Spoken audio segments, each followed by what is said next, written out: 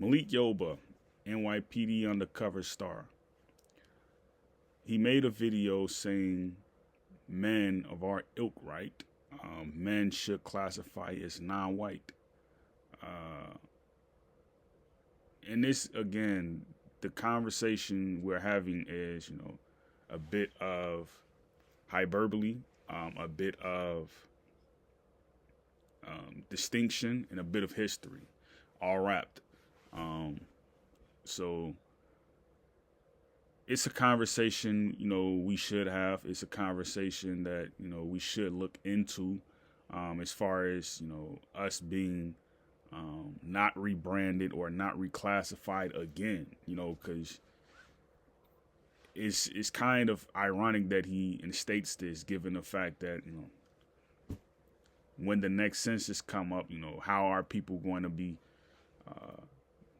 set aside as far as, their race, religion, and sex, so you don't want to see on the census someone saying, I'm non-white, then you see a T for, what word, and then you see for religion, A for, all sectors or something like that. So you don't want to see something that would kind of stir another controversy. So even in the fact that he even mentioned this, it stirs more seed to have people really try to relate and in some sense have uproar. I kind of facet it to be, one of those things where you look at people and you say, do I really have relation to this person? Like, of course you have relation to Africans, right? You don't even have to have a conversation with the African. You don't even have to go to their lands in Africa. You don't even have to understand an argument they're trying to make in their own language. What you see is this. They know they're black across the board. Only people who may have a bit of casualness towards calling themselves black is, maybe a light-skinned Somali or even in some cases dark-skinned Somalis. I don't really see Eritreans or Ethiopians kind of clamoring against the fact that, there's competitiveness in, what do you call yourself? They'll call themselves, I am who I am. I call myself by national origin. Some may say East African, but not to go off on a tangent.